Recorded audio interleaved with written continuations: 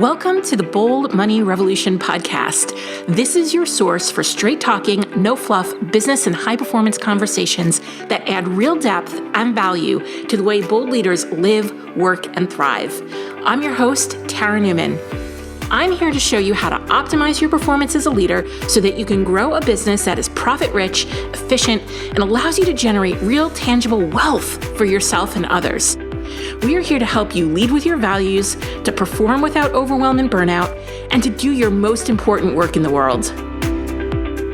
Hey, bold leaders. I'm Tara Newman, the host of this very fine show, and it is my goal to help you run a business that is highly profitable, gets you paid like the expert you are, and is easy on your energy. Because after a long career in corporate companies that had an incessant and unhealthy drive for growth that led to large-scale burnout of employees, myself included, I quit. So I could build a business that was in service to my health and create extraordinary wealth for myself and others. That's you. When I say and others, that means you.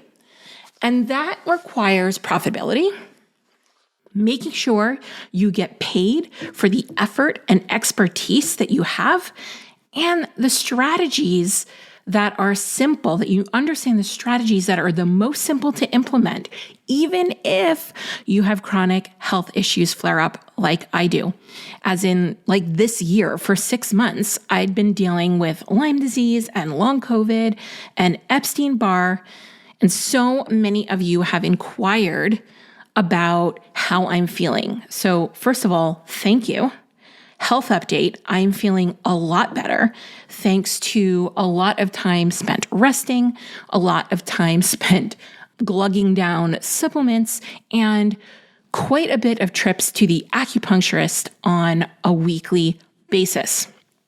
Not only am I feeling a lot better, as a company, we are seeing tremendous growth, which is largely due to the focus and consistency and the actions I've taken over the last 8 years to build this business, all of which we teach inside the Bold Profit Academy. So if you too are looking to build a business that is in service to your health, while getting you paid so you can create some financial stability or wealth for yourself and your family, then you are going to want to be joining us.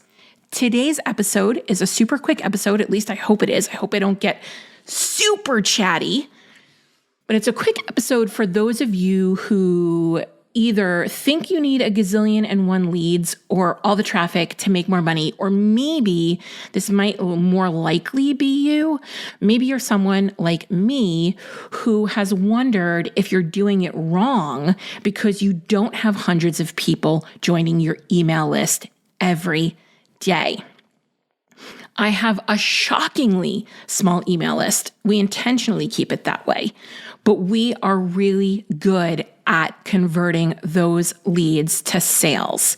And so you don't always need a ton of volume or a huge list. And I'm banging this drum pretty hard on this topic because we've been indoctrinated to believe and desire an inbox full of sales and inquiries to work with us. And the way we think that needs to happen is by having more and more people join our list. That, the way we're going to drive that traffic is through all of these fads around reels or whatever the heck they're doing these days. I don't even keep up because it changes so often. It's not worth my time to even understand the algorithm. I don't need the algorithm. I've created my own algorithm, right?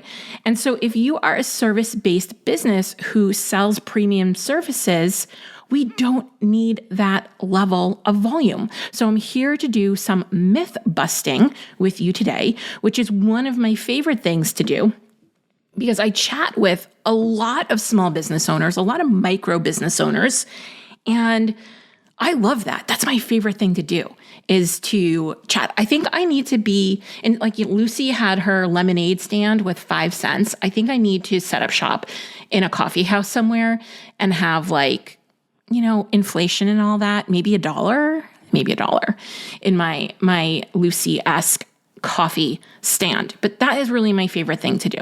So here's some myths that I've been hearing. Volume of customers. So the more customers or the more leads you have, the more of an impact you can make. And I realize that especially for women, whether it is true or not, I don't think it's actually true. I have data. The first thing they'll tell you as to why they want to have a business is they start in with impact. I want to have an impact.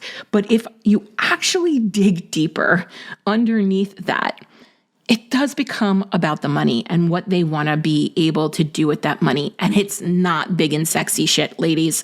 It is, providing some security for their family. It is being able to have choice and freedoms that they might not have if they didn't have that money. It might be that they are looking to feel empowered around their dollars so they don't feel maybe controlled by a partner or a spouse when it comes to money.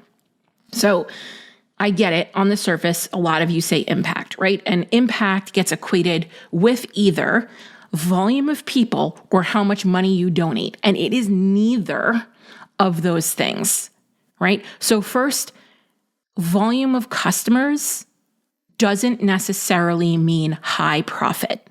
It probably means the opposite because you're going to have a lot of money going into lead acquisition, driving traffic in lead acquisition, and you're going to have a lot of money going into customer service if you have a high volume of customers. And the reality is that to make the impact that you want to make, whether it is a primary driver for you or a secondary driver for you, you need profit. Because here's why. It's not about how much money you give away. Impact comes in many different shapes and sizes. And what's more true is that healthy profits allow you to have more time for your family where you can make an impact, probably the greatest impact, right? I always say even generational wealth isn't about the money. It's about the knowledge you share and how you teach your children about money. Right? So having that relationship with your family and being present for them is a huge impact. Or you have the time that you can donate, or you have the financial means to support more local business owners. Invest in things that you value, like other companies who align with your values. So if you were putting money into the stock market and you found a company that you're like, wow, this company is really up to doing a lot of good work in the world. I believe in them. I believe in the impact they're having. You can take that money and invest it with that company and share in the profits of that company. So just by simply believing in the impact that this other company is making, you could potentially make profit as well. And then, of course, there are charitable contributions, but that's not the only way that you can make money. You can start a foundation. Right? There are lots of ways that you could be making an impact in this world that doesn't have anything to do with volume of customers, but has everything to do with your profitability. Now let's talk about the second myth. Volume of customers equals easier on delivery. I don't know. I see this a lot where if I offer something for a lower price and more people buy, this becomes somewhat, passive, scalable, but like in the name of easy, it's not. It is not easier.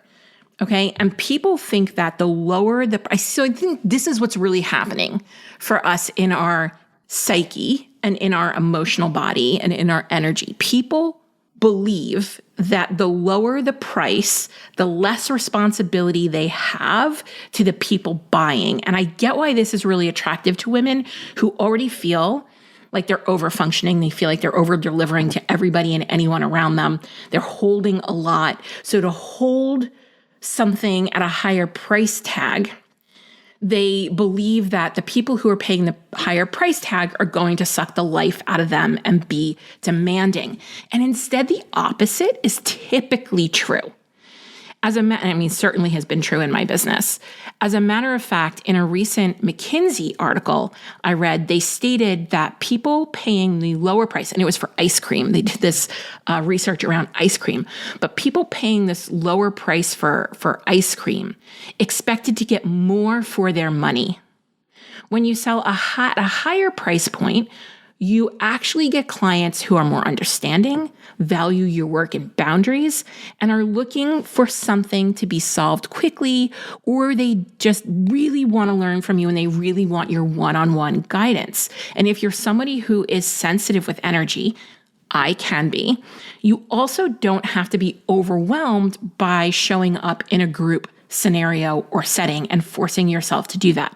One-on-one or smaller group programs can also be scalable in many ways, including price point, but delegating the customer service aspects to your team so you only have to show up for the delivery. We do that a whole bunch over here, especially as we were growing and in the earlier stages of my business where I was primarily just offering one-on-one.